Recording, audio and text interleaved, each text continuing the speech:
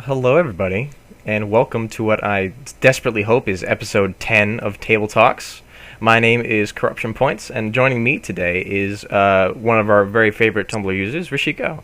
Thank you for that. Thank you so much for coming on the show. And this is something I've wanted to talk to you about on video because it's much easier for roughly years. And the topic today would be world building, which is for those who don't really understand what we mean, is making your own setting within another setting, right? So it's taking a set of rules, but making your own world and within it. Not particularly making your own game, but making your own setting for the players to run around in. So, Rashiko, you have some, if not a lot, of experience doing this, correct? A fair deal. I mean, I'm sure other people have more, but I've got a pretty solid setting on it now. So So modest.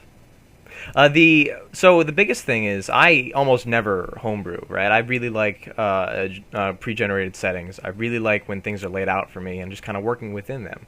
So and the idea of homebrewing more or less terrifies me. So I have to ask. The first thing that always comes to my mind is where do I start? If I'm going to make my own setting, what do I start with? What's the basic building block? You know, where do I begin?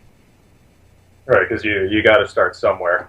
Uh, it's a really tough question on where to start, especially with the way I do things, because I tend to start in a lot of different points at the same time. But I usually start with just a general conception of what it is that I want the world to be, because unless you have some idea what you're building, you can't really go anywhere with it. And then once you have something, like you say, I want to build a stereotypical post-apocalypse world, Mad Max style. Well, then you have something to work off of. You can go watch a Mad Max movie and get something running around in your brain, and then start to really build up from there. But as soon as you have a concept for it, that's not a world. It's a genre. So you need a world to work with, which is where I usually go for. I start with a map, Okay. so I can get like the map that I sent you for the world that I'm running on. This one Yes. is a Let big me mess. let me drag it up. Here we go. This is a map that Rishiko made for New Lugracia. I'm hoping I'm saying that right. That's close enough. Everyone says it different. Okay. So explain to me this incredible amalgamation of islands. This incredible amalgamation of islands here. Um, this was the product. I actually to get to this world. I spent 3 years in a previous game, which was set in a kind of extra dimensional prison, if you will, that was sourced from this world here. And to start this world, which is where I had the idea for the genre, was that prison broke and the planes collided with one another. So this used to be one single connected landmass.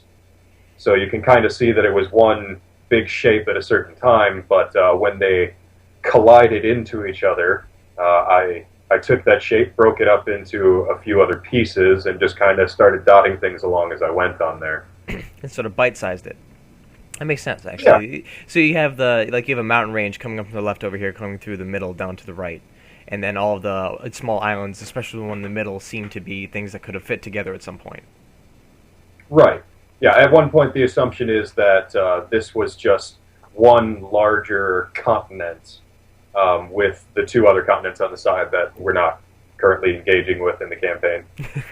Well, that's an important thing to bring up. Actually, I think we should talk about that for a second. Even though this is a homebrew setting, there's this very finite amount of scope that a campaign, a GM, a DM should be focusing on. Do you agree? Yeah, I mean, you cannot build and develop infinity. It doesn't. You can have it exist. Like, I acknowledge that these other two continents exist, and I have a rough idea of things that are going on there. But that's not the focus. I haven't developed them very much beyond their basic conception, and the only thing that exists over there is a couple of people doing some random things that don't matter. Within that, right?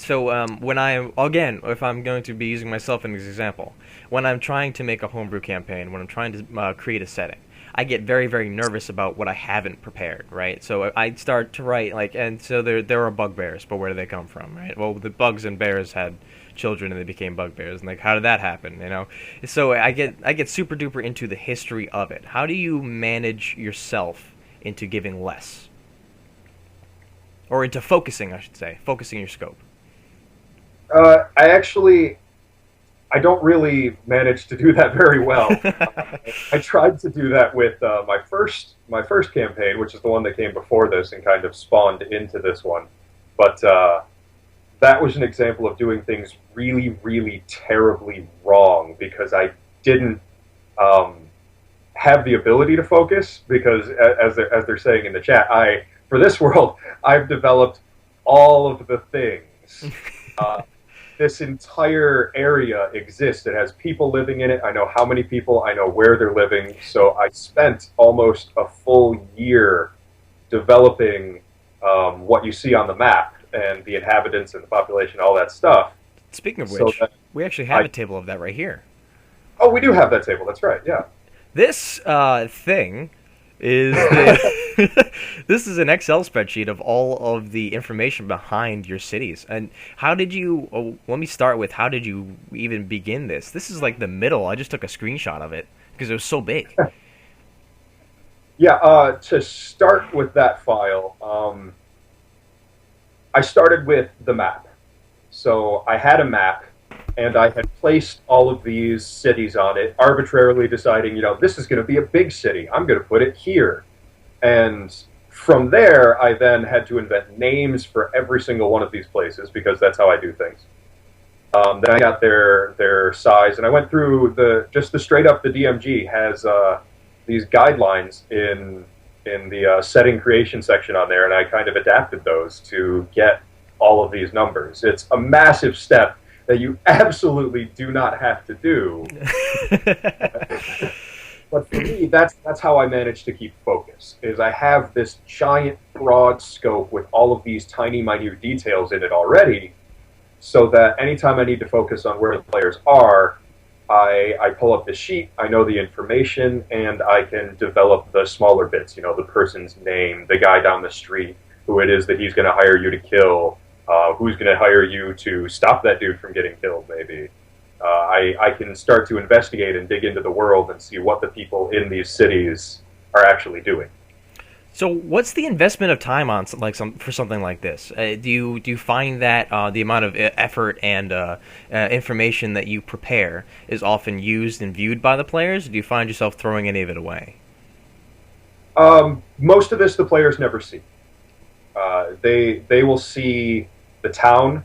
They'll experience the people in the town, but they have no idea what the specific gold limit on it is. They don't have, I walked into town, well, there's this many level 4 fighters in this town, so I know how many fighters are here, we can take them.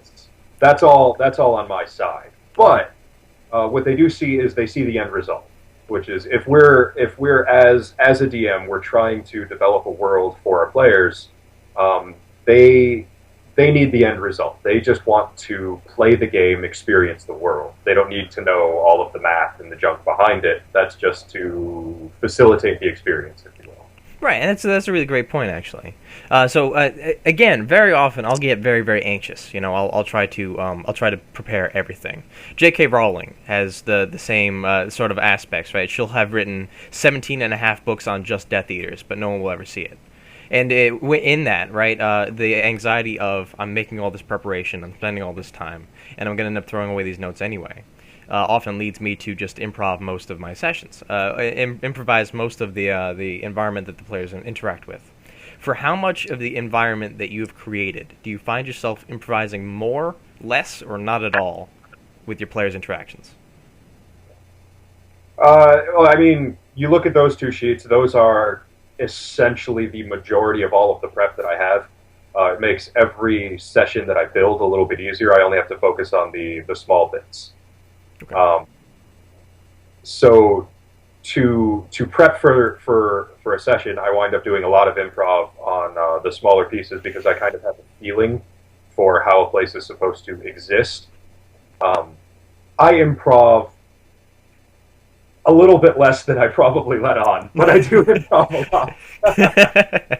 I think that could be said for any GM in any game ever. Well, a good one should have some idea what they're doing beforehand, right? Absolutely, yeah. Some prep is necessary, but who knows if the player's going to see it. Being said, when it comes to trying to tell a story within your own world, right? And we talked about this a little bit all over the place, but how do you keep your players on track, if at all?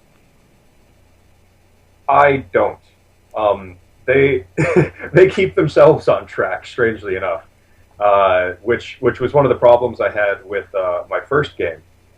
When you have a world like this, and I have this map, and I can show them this map, that I haven't actually given them a map as characters yet, but I have another one that's all sepia tones and looks nice and old, so I can print it out and give it to the party. But when you have a world that's developed and exists, everything has a name, people live there, they've heard of places, they can keep themselves on track.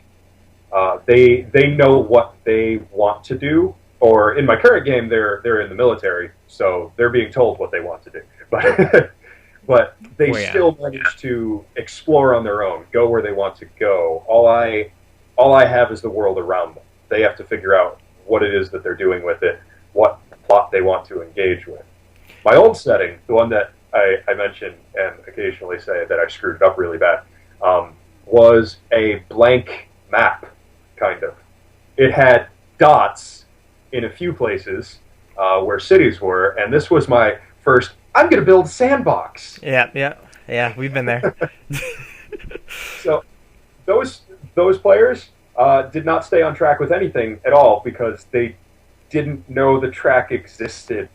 They didn't know what was in the world. It was, oh, we'd like to go north. And then I'd draw a couple of dots on the map and come up with city names. And then the next session I'd be like, oh, you can go to one of these places. This is a sandbox, right? So the only time I've ever had a setting as open and as more or less just untouched as this was when I was playing Dark Heresy. Because every planet is just a planet, right? It's like the planet and the kind of planet that it is, and players can go there if they'd like. Here's a point of interest. Is that the kind of aspects that you have, or do you go? Do you prepare story seeds just in case they go there? When I was building all of this, for all of these places, I have story seeds, if you will. I know a bit of who lives there, who's in charge, what the political things are going on.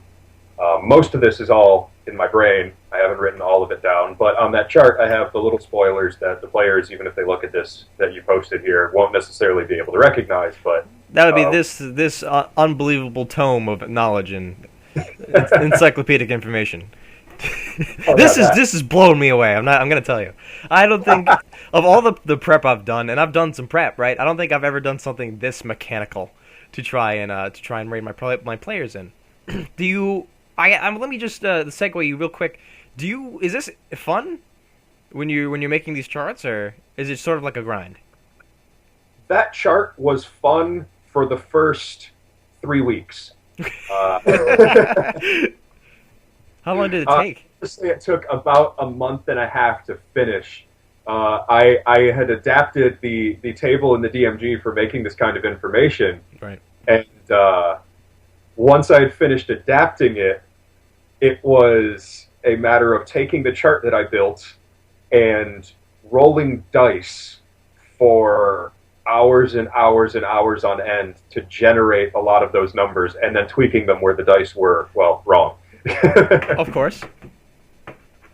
But it was worth it, though. So, because while I spent a little bit over a month and a half or so on building that chart, it really built a world that the players can putz around in and do whatever the heck they feel like and bump into real live characters that exist in a real live world that is doing its own thing. It lives, it develops, it breathes on its own without the players having to do any input, without me really having to develop it, because I already did. Now that it exists, it kind of takes on a life of its own. These people can do their own thing.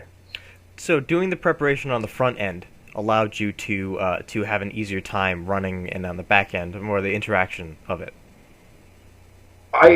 I don't know that I could run a setting like this. I don't know that it's possible to run a sandbox of this kind of scale without that kind of prep. Okay.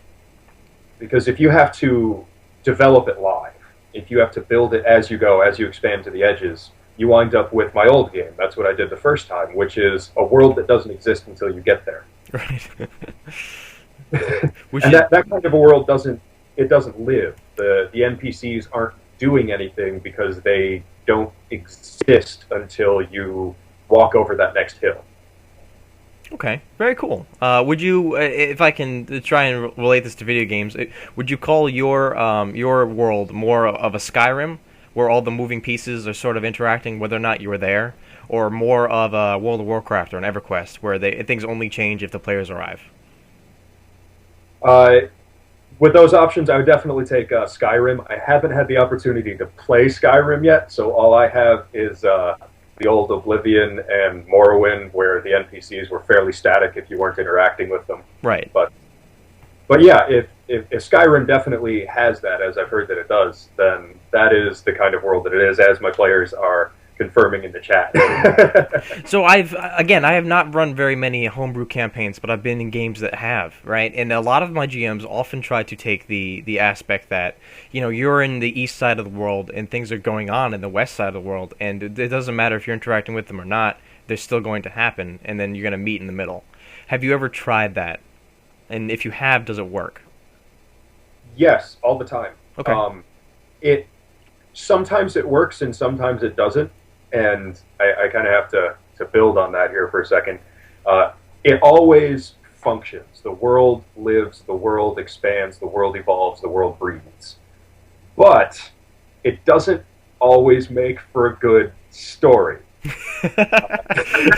Okay, please go on. Sacrifice that. That's sometimes, because you didn't do anything on the war front over here, where you may or may not have even known about, but for example, the last campaign that I ran in this world, the group was not engaged with certain parts of the war effort because they decided to head off in a different direction, if you will. The war then went south without them, and they got to come back to a decimated home base, which they didn't get to interact with. They didn't get to see it happen. They just got to come back to wreckage. They never even got the story until a long time later, when they cycled back and the news happened to spread out to other parts of the world. If I was building the plot around the characters and the world was based on them, and it was the way most games are run, where it's entirely for the story to make the players feel important, have a great time, and enjoy the whole way through it, they would have been there when it happened. Okay. Or they would have been there, moments afterwards, see the army leaving and interact with the survivors or something. Right. But when you have a world that lives and breathes on its own, sometimes you stumble into something after the excitement is dead and gone, and you miss the exciting parts. You have to sacrifice that for a world that exists, if you will. Now, would you say that leads to a better experience for the players and yourself, or is it irrelevant because you wouldn't know otherwise? I've done it a few different ways. I'm fine and enjoy running it both ways, but I think that's the kind of question that can only really be answered by the players. But yeah, absolutely. I'll enjoy any world that I run, right? yeah, it's true. We all have an attachment. That's correct. And it's very much. I guess it's hard. Well, my question then would be, how do you gauge the players' interactivity and engagement in the setting itself? How do you know if what you're doing is correct? Right. That's a tough one because I've had the experience with you have players on both ends of the spectrum. Some players will engage with the setting, they will dig in it, and they love the fact that the world is distinct from their own interaction with the world. Actually, both of the players that we have in here right now tend to interact with the world in that way. They adapt to the world, they integrate themselves with the world as it exists, as opposed to thrusting themselves upon it and making it adapt to them. Okay. I have lost players because of that. Not everyone enjoys this style of game, and that's a thing that I have to adapt to from time to time. We have to sit back and ask the players, you go around the table and say, are you guys all having fun? Is this the game that you want to play?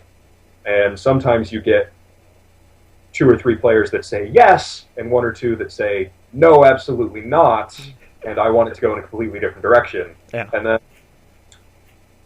you can tweak it and work it and make it as adapted to them as you possibly can. But sometimes one player at the table is going to be disappointed. It happens. Do you, in that sense, do you try to reach out to the lowest engagement of the table, or do you just keep playing to the people that are enjoying it? I will adapt to what the majority of the people at the table want, but usually it is the people that enjoy the game that I'm running, that have been there enjoying the game that I'm running for the entire time that I've been running it. I'm not going to change the game to something they won't like just to satisfy a player that hasn't been there as long. I'll do everything that I can to adapt and meet that player's needs, but there are some times that people will not want to play in that game because of the way that it exists. When a world doesn't revolve around your character, it's a different game. Yeah. Yep. They're both good games.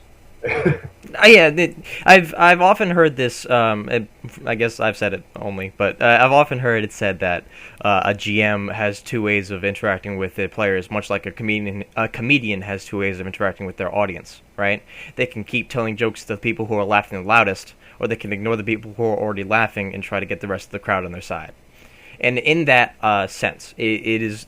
Very often, when you have players that want to do something, this doesn't just have to do with world building and homebrewing, but if you have a player that wants to do something that is not in line with the group, or a player does not wants to play a game that is not particularly the game that you're playing, and when it comes to a setting that you've created, do you find that you have a harder time detaching yourself from your work to hear them?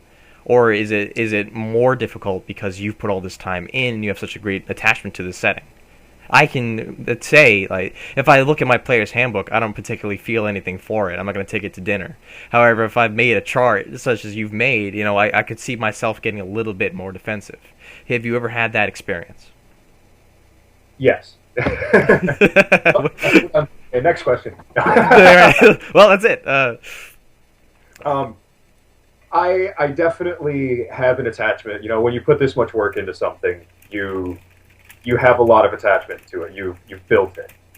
But when you have that joy from building something, sometimes you want to build another thing.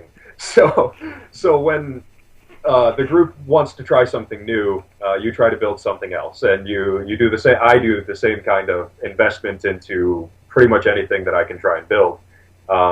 Right now, actually later today, we're going to be kicking off another setting, which is the Pokemon setting, which I believe we're probably going to be talking about next week. Next week, but we'll talk about that later. Yeah, but losing a setting like this, like I built this setting, the amount of work that I put into this, I plan to run every D&D game from now until forever in this world. This world is big. There are a lot of different genres of game that I can run in this world. Because I've put so much effort into it, because I've developed such a big world, I can run any kind of game that we want to run in it. Yes, there's a steampunk area that they found in this game. There's really dark, gritty, Underdark adventures that you can run in this game.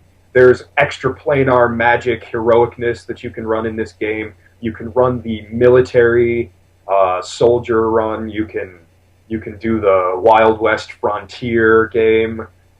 You can do pretty much anything you want. You can go run around and be pirates. Everything that you can do in a D&D setting, if your world is big enough and your world is designed to be real.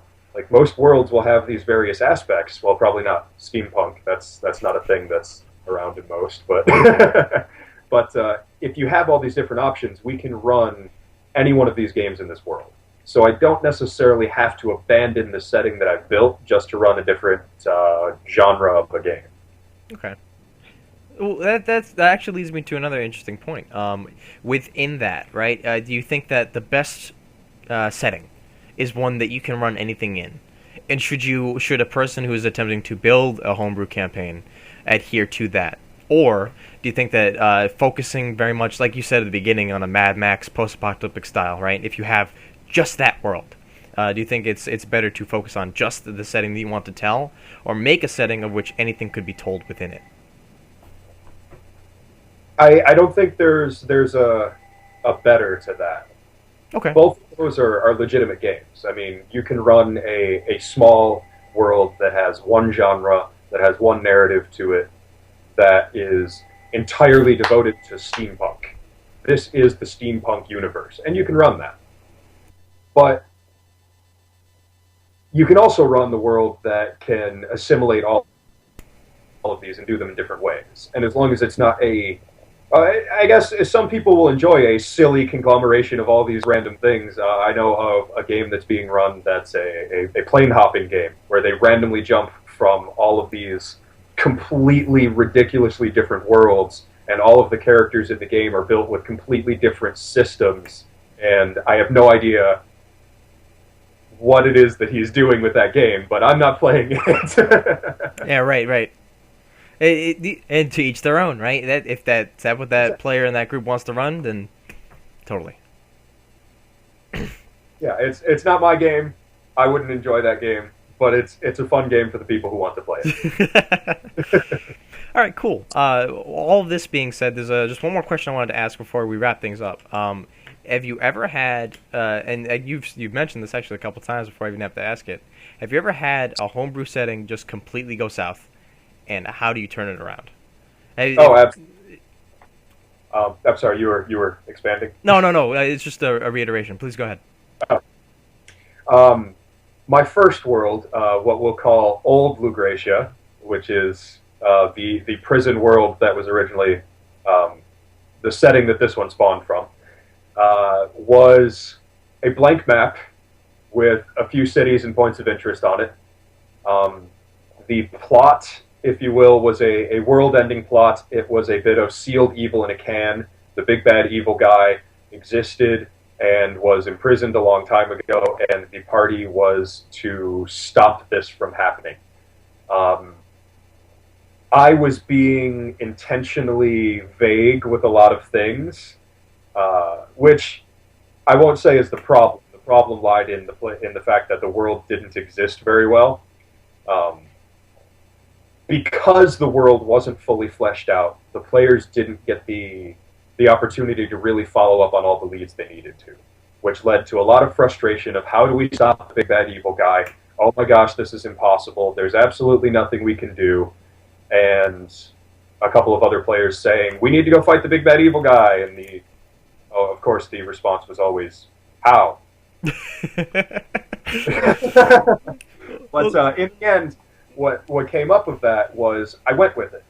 We made it happen, and a couple of players wound up leaving along the way for a variety of interpersonal issues that happen from time to time when a game runs for, I want to say that one ran for 2 or 3 years at the table. I could be wrong on that. But eventually the group decided, in majority, with one person accepted, we're done. We're not fighting the big bad evil guy. Whatever, I don't care. We'll let the 5 immortal generals of whatever the heck they are go resurrect their big evil boss, and we're going to go live in a castle because we have a bunch of money. Okay. That extended in a really interesting way, because if they're going to do that, right, I'm going to let them do it. I'm not going to say, no, you can't. And the one character who wanted to still save the world wound up killing one of these people, one of the other members of the party, and then went to face off against the rest of them and say, no, you're being irresponsible. I can't let you possibly join the enemy. I have to kill you all. And then they were like, dude, we're just living in peace. So they retired, and you move on. I had to adapt the plot to that, of course. So the question is, what happens when the players aren't interacting with your plot? Yeah, I guess that. Well, everything went to crap in a sense, but Well, they killed one of these immortal generals, and before they retired. So I decide, okay, I want them to feel like their choices matter. I still want them to interact with the world. The world still matters. The world's still going to happen, and they're like these 16th level characters that really matter to the world. They're big. So the generals came back and said, hey, you guys, we have a vacancy on the team. How would you like to join the team of the winning side?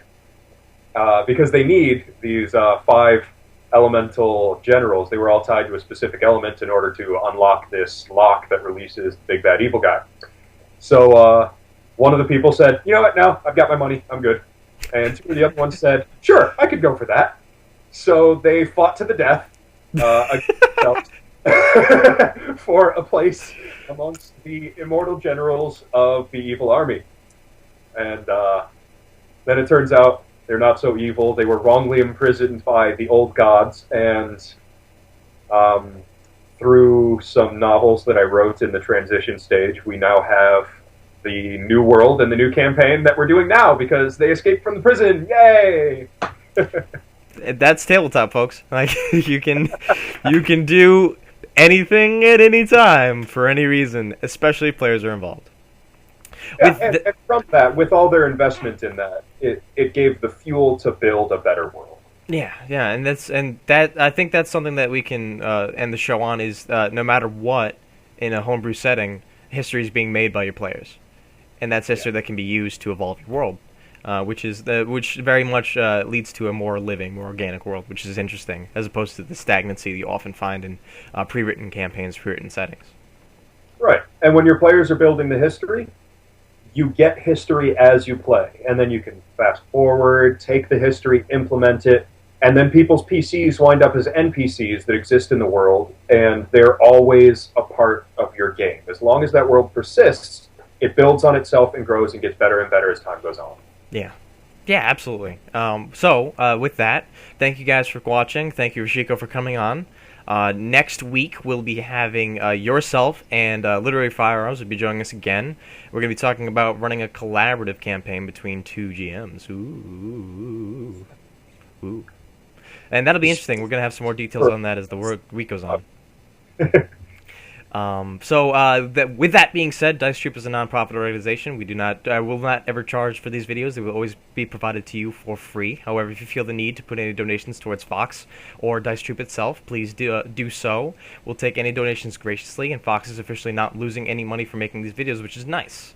However, again, we will never ever charge for these videos. So thank you for coming. Thank you for watching. Thank you, Rashiko, for coming on, and I'll see you all next week. Yep. Till then.